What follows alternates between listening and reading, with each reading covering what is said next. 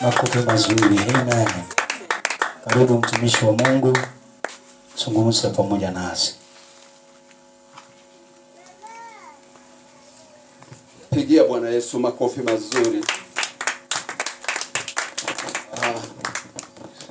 Kwa sababu tayari mtumishi wa Mungu ameomba, nitaamini ya kuwa Mungu ako pamoja nasi.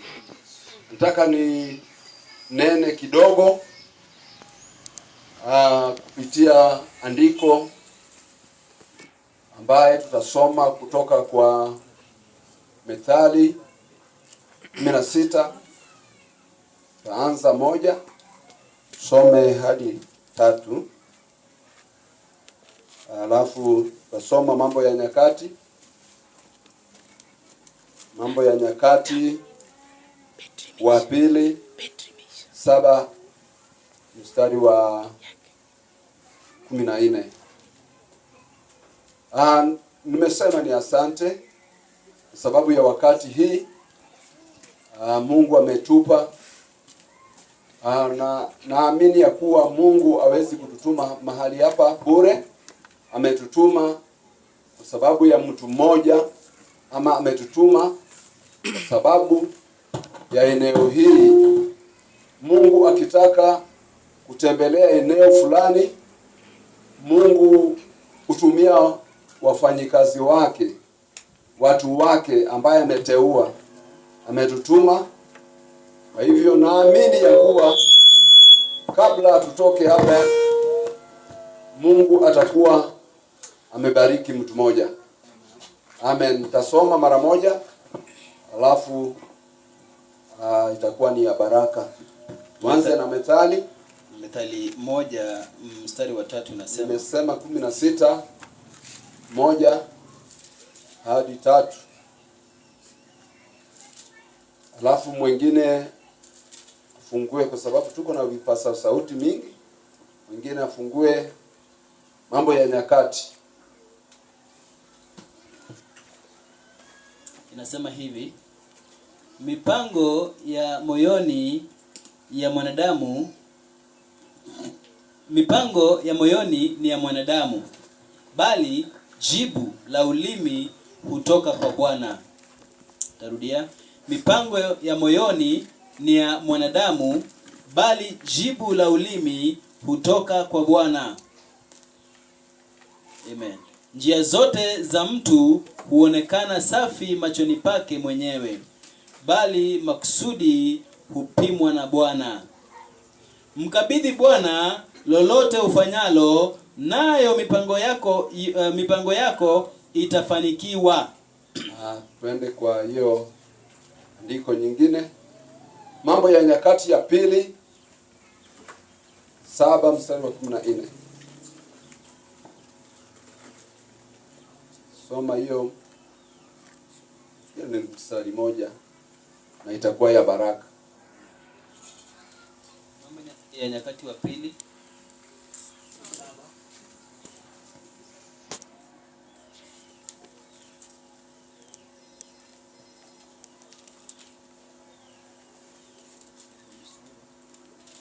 7. Bwana asifiwe. Kama bado anatafuta, tumekuja katika ploti hii. Huenda kuna baadhi ya watu ambaye wamepigwa na butua, wamesangashwa. Mbona tumekuja mahali hapa? Nimesikia mtumishi wa Mungu akisema tumekuja hapa kwa ajili ndugu wetu walihamia hapa. Bwana asifiwe. Na mambo mengi sana watu hufanya wasifaulu, kwa sababu huwa wanaanza na fikira zao, wanaanza na mipango yao. Na Biblia inasema ya kuwa mpango ni ya mwanadamu, lakini jibu hutoka kwa Mungu. Na watu wengi hawawezi kufaulu. Kwa sababu gani? Huwa hawaweki Mungu katika mipango ya mambo ambayo wanafanya. Bwana asifiwe. Na katika hiyo hali imefanya watu wengi wale matajiri ambayo wangekuwa matajiri sasa ni maskini. Kwa sababu gani? Kwa sababu hawakuweka mipango yao pamoja na Mungu. Na katika hiyo hali shetani anakuja na anachukua hiyo mipango yao na anasambaratika. Na wengi, hata ndoa nyingi imesambaratika, sio kwa sababu bibi na bwana hawapendani. Ni kwa sababu shetani alikuja akaingilia na akapata nafasi, kwa sababu alipewa nafasi.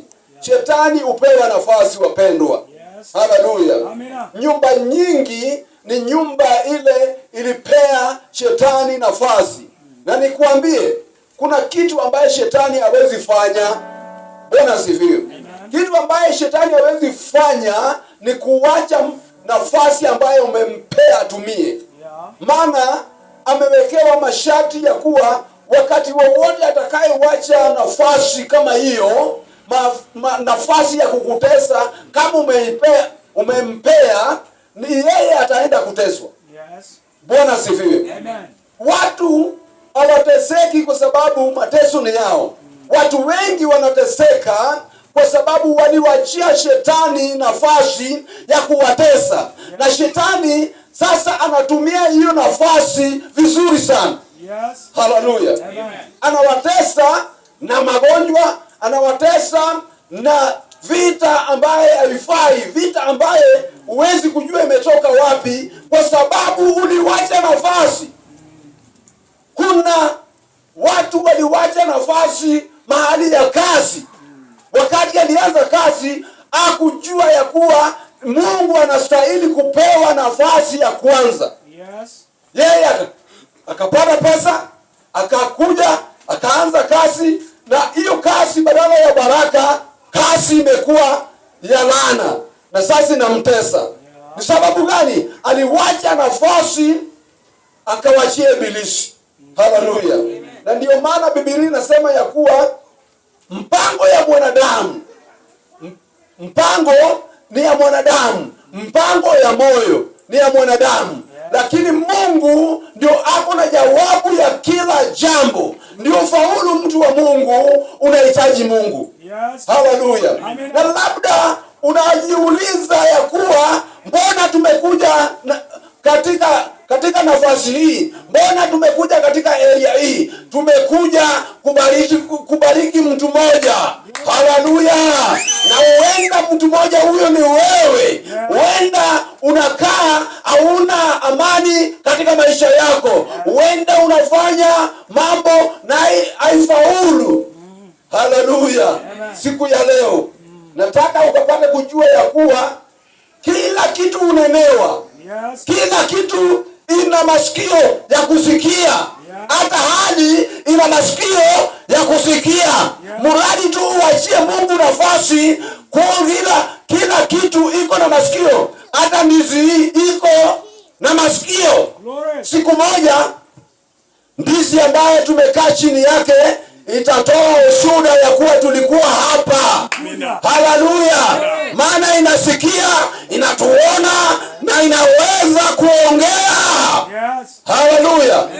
Na hata kama ndizi itakataa, Biblia inasema ya kuwa tukinyamaza hata mawe inaweza kuongea. Mawe itaongea ya kuwa tumekuja mahali hapa. Kwa hivyo ninasema nini, mtu wa Mungu? Ninasema ya kuwa kuja kwetu hapa usishukulie kitu kwa kawaida. Yes.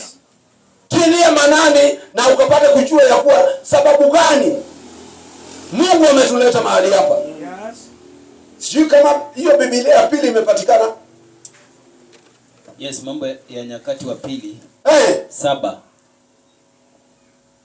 Nimesema 7 mstari wa 14. 7 mstari wa 14, maandiko yanasema kama watu wangu wanaoitwa kwa jina langu watajinyenyekesha na kuomba na kutafuta uso wangu na kuacha njia zao mbaya, basi nitasikia toka mbinguni na kuwasamehe dhambi yao na nitaiponya nchi yao. Waachie hapo. Haleluya. Inulia Bwana Yesu mikono. Hiyo ni sababu ya pili ambayo imefanya tukuje mahali hapa. Tumekuja kuomba Mungu. Kwa sababu gani? Wapendwa, watu wengi wamehama wakaenda katika nchi iliyo mgonjwa.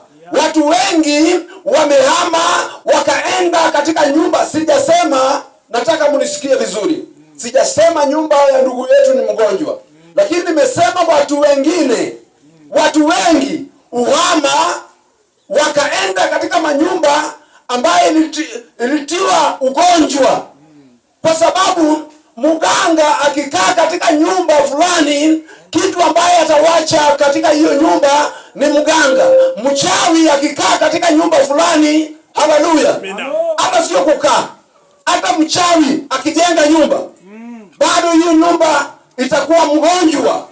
Bwana asifiwe. Mganga ama mchawi ama mtu ambaye aamini Mungu akikaa mahali fulani, hiyo area inakuwa mgonjwa. Ndio maana Biblia inasema ya kuwa watu wangu walioitwa kwa jina langu wakinyenyekea wakuje waniombe. Haleluya.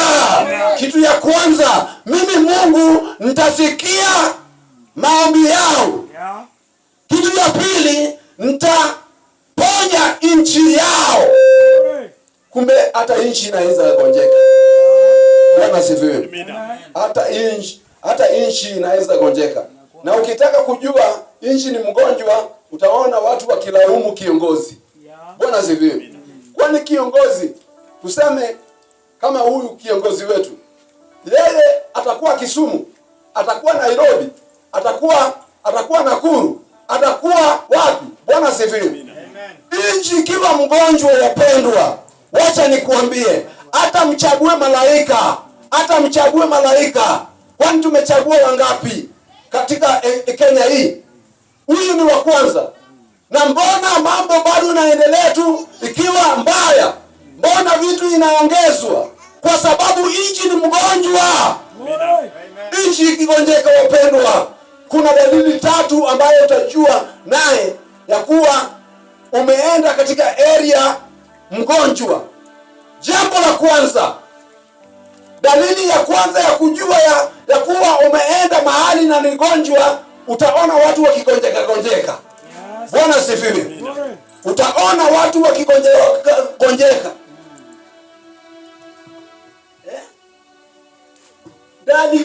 Dalili tatu ya kuonyesha ya kuwa eneo ambayo umehamia ni mgonjwa, utaona watu vitu vikiharibika ovyo. Bwana asifiwe. Uharibifu ya vitu. Uharibifu, ujue ya kuwa ukienda eneo ama ploti ambayo ni gonjwa, vitu vitaharibika, mpaka nguo ambayo umeweka kwa sanduku. Nguo unaweka kwa sanduku, ulipiga pasi vizuri, lakini ukienda uitoe ndio uvae, utakuta iko na kutu hapa kwa kola. Iko na kutu. Kutu imetoka wapi? Na nguo uliosha, ukapiga pasi, ukaweka. Uharibifu ya vitu. Haleluya. Ukiona uharibifu wa eneo ni gonjwa. Jambo la pili ambaye itakuonyesha ya kuwa umefika mahali ambaye ni mgonjwa, ama umeingia katika nyumba ambaye ni mgonjwa. Haleluya. Ndio maana wapendwa, hatutawacha kuwaombea ndugu wetu. Bwana asifiwe. Hatutawacha kuombea ndugu wetu. Kwa sababu hatujasema nyumba ni mgonjwa, lakini inaweza kuwa mgonjwa. Bwana asifiwe. Ama eneo hiyo inaweza kuwa mgonjwa. Na eneo ikiwa mgonjwa, wapendwa, utashangaa. Utakuja na watoto wakiwa wazima, watoto watagonjeka. Utakuja na watoto wakiwa shule, utatoka kama watoto wako shule. Utakuja ukiwa na pesa, utatoka ukiwa hauna pesa. Utatoka ukiwa mnono, utatoka kama umekonda. Haleluya. Kwa sababu gani? Kwa sababu eneo ambayo umeenda ni mgonjwa. Eneo ikiwa mgonjwa, wapendwa, uharibifu ya vitu iko. Jambo la pili ni upotevu ya vitu, upotevu ya mali. Haleluya. Kuna watu wameenda wakafungua kasi eneo fulani. Alienda akiwa na tumaini, akiwa na pesa, akiwa na wateja, lakini ajabu ni kuwa jinsi anavyoendelea hapo, wateja anapoteza wateja, anapoteza pesa na hata kuibiwa. Pesa zako zinaibiwa ovyo ovyo. Bwana sifiwe. Na ujue mimi huwa najiuliza, waizi wanaiba watu namna gani? Mpaka mwizi anaweza kukupigia simu akwambia tuma, na unatuma. Wapendwa, ukiwa umekaa katika nchi mgonjwa, wapendwa. Haleluya. Wangapi wamewahi tuma pesa kwa wakora? Mimi nimetuma hapa. Ametuma, wapendwa. Wengi. Ni nini inatendeka, wapendwa? Ni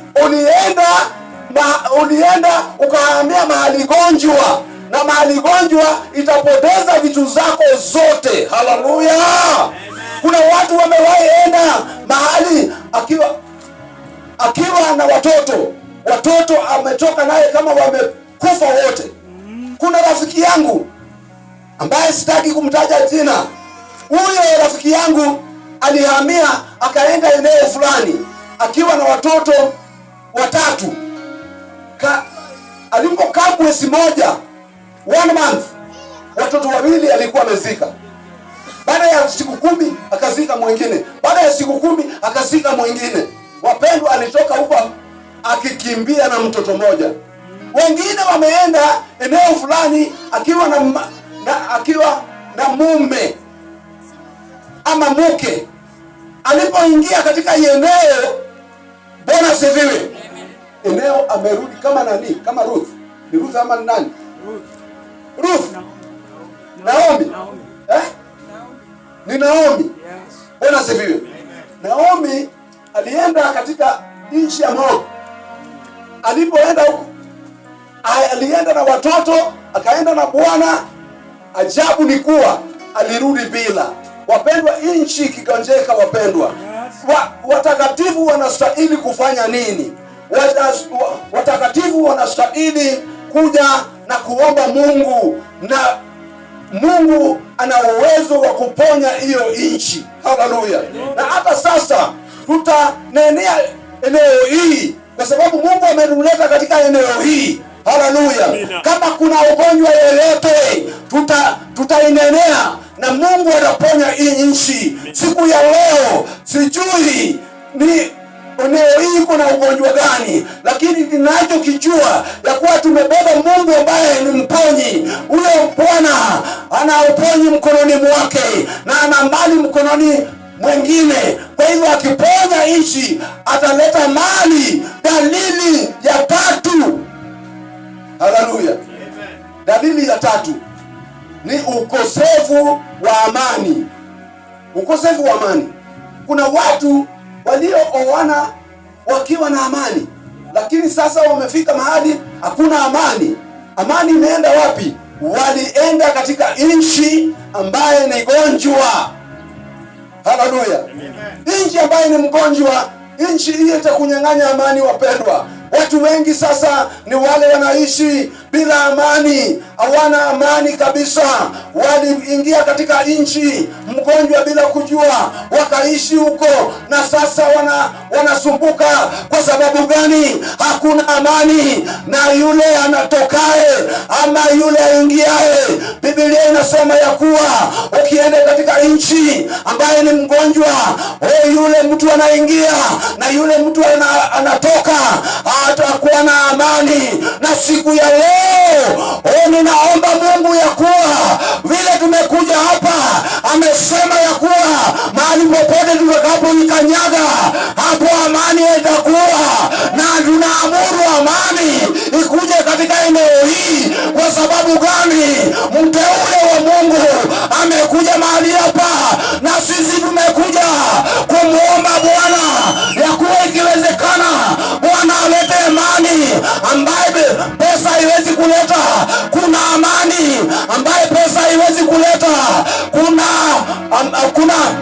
kuna utulivu ambaye inaletwa na Mungu peke yake. Haleluya! Siku ya leo amini Bwana tu, Bwana ambaye ametuleta mahali hapa, huyo ni Mungu aishie, ni Mungu wa baraka, anaweza tenda mambo ambayo wanadamu hawezi kutenda. Hata kama uliingia katika eneo ambaye ni gonjwa, siku ya leo tumekuja na baraka njema, tumekuja na habari njema katika maisha yako. Bwana atabadilisha eneo hii, hata kama kuna ugonjwa, Bwana anaenda kutenda mema. Haleluya! Atabadilisha. Siku moja wana wa Israeli wakaenda mahali, na walipofika wakakuta hiyo nchi ni nzuri, na kitu kimoja tu ndio kibaya. Maji ilikuwa ni chungu, mpaka inaitwa Mara. Bwana asifiwe. Maji chungu. Wapendwa, unaweza penda eneo fulani, lakini ajabu ni kuwa hiyo kila eneo kuna mashetani yake. Kila eneo kuna mioyo ambaye inashikilia eneo hiyo. Huenda eneo hii watu hawakai na mabibi, huenda eneo hii watu hawakai na mabwana, huenda eneo hii watu hawakai wakiokoka. Unajua hata kuokoka ni neema. Bwana asifiwe. Unaweza ingia eneo hii kama umeokoka na utoke kama hujaokoka, kwa sababu eneo inaweza kukufinya. Wapendwa, wewe hujawahi kwenda katika eneo fulani ambaye imejaa walevi tupu? Hujawahi enda katika eneo fulani ambaye iko na waizi watupu? Haleluya. Amina. Ati nchi mpaka hiyo nchi inaitwa Kalewa. Ati nchi iko na stage ambayo inaitwa Kalewa. Wapendwa, wacha tuhubiri Injili, kwa sababu Injili ndio inaweza toa hiyo jina. Hata saa hii nasikia Ronda na Manyani zinabadilishwa jina. Ati Manyani sasa inaitwa ati Greenview, na Ronda sasa inaitwa Runda ya Nakuru. Haleluya. Inulia Bwana Yesu wa mkono. Wapendwa, eneo hii tumeleta Yesu ambaye anaweza badilisha eneo na akabadilisha jina. Wale maskini wakawa matajiri. Kwa sababu gani? Kwa sababu hakuna jambo lolote ambaye nashinda Yesu. Yesu ana uwezo wa kufanya kila jambo. Yesu ana uwezo wa kutenda kila jambo, na tunataka bila kwenda mbali. Haleluya. Sijui umeanza kuona nini ndugu wangu, sijui vile umekuja umeanza kuona nini, kwa sababu mambo ambayo unaona itakuwa hivyo. Bwana asifiwe. Tukiomba Mungu hakuna mabadiliko, na tukiomba Mungu Bwana atabadilisha mambo mabaya yakawe mazuri. Haleluya. Ndio maana ninasema ya kuwa tumeleta Yesu. Uenda huko katika nyumba yako na unanisikia, ujue ya kuwa ni wewe Mungu ametutuma kwako. Mungu ametutuma tukapate kuhubiri habari njema. Uenda huko kwako na hauna amani. Siku ya leo tunataka kuomba mwenye amani. Uenda huko kwako na hakuna kitu kinaendelea. Huwezi kuweka kitu kwa meza msikisane mpaka na watoto. Bwana sifiwe. Nilisikia ati eneo hii mpaka watoto wanaita wazazi mabuda. Bwana sifiwe. Siku ya leo tumeleta Yesu ambaye anabadilisha eneo, mpaka baba atakuwa baba na mama atakuwa mama, na kama kuna mtu ambaye apati usingizi. Haleluya. Tumeleta Mungu ambaye ataleta amani, ambaye ataleta usingizi. Kama kuna mtu unajua upotevu, Bwana sifiwe, Ukikaa katika nchi ambaye ni mgonjwa, anakuletea upotevu ya vitu mpaka pesa. Wewe pesa inaingia mkononi mwako ikipotea. Bwana asifiwe. Mpaka watu wengi wanakaa na kalamu wanapiga hesabu haiingii. Kwa sababu gani? Pesa ilipotea. Hakuna pesa. Kuna plot unaweza ingia, wapendwa, ulipe mwezi wa kwanza, wa pili iwe ni ngori kulipa. Kwa sababu gani? Kwa sababu kuna mharibifu ambaye hawezi kukubali watu waishi na amani. Siku ya leo tuna habari njema. Tumeleta Yesu ambaye amebeba amani mkononi mwake. Biblia inasema ya kuwa ona hata government ambaye anaongoza itakuwa begani mwake. Haleluya! Sijui ni wapi umesikia injili ikikugusa. Kuna watu ambao hawana amani. Hawana amani na watoto, hawana amani na bibi, hawana amani na bwana, hawana amani hata na walimu shule, hawana amani hata kazini. Siku ya leo tumeleta Yesu mwenye amani. Biblia inasema ya kuwa yeye alituachia amani. Tunataka kuomba Mungu.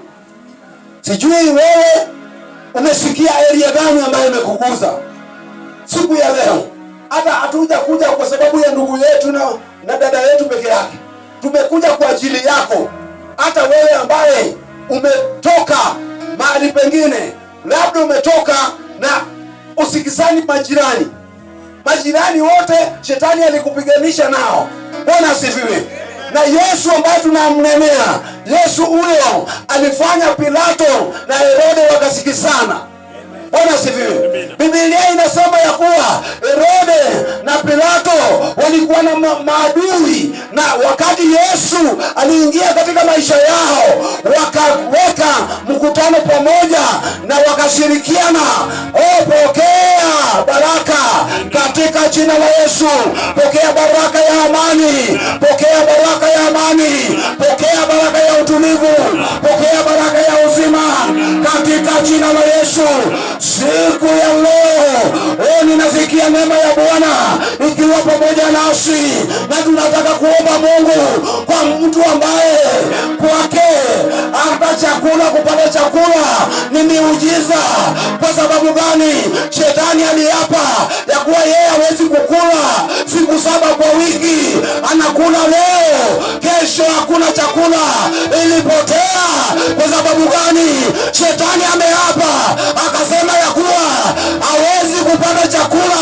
Kuna watu ambaye anapata amani leo, kesho ana amani.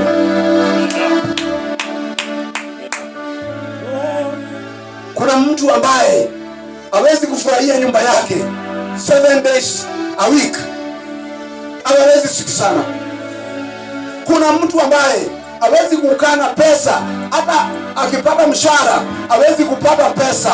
Siku ya leo tumeleta Yesu ambaye anatibu mpaka maji. Haleluya. Tunataka kuomba Mungu.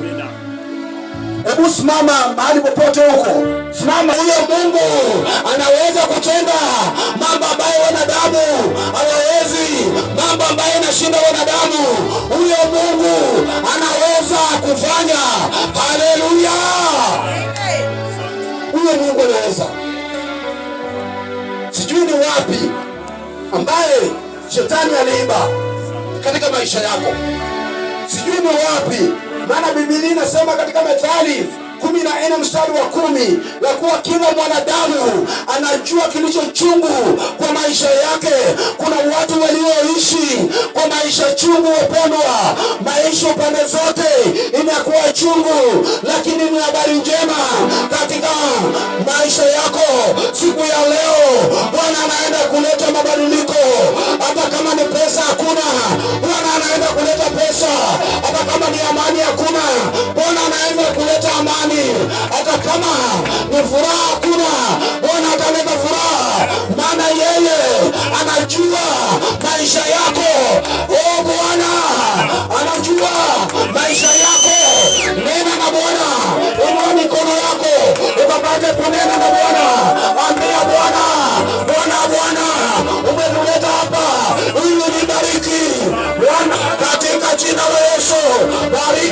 yangu katika jina la Yesu.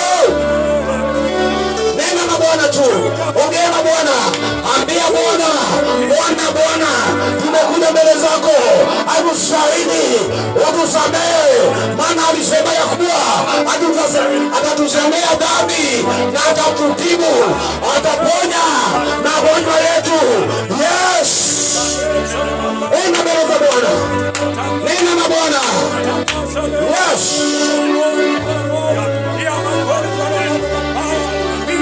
nena tu na Bwana, ongea na Bwana, nena na Bwana, ongea na Bwana, ambia Bwana jambo kutoka maishani mwako.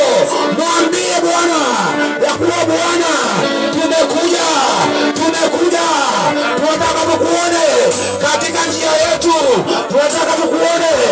Yes,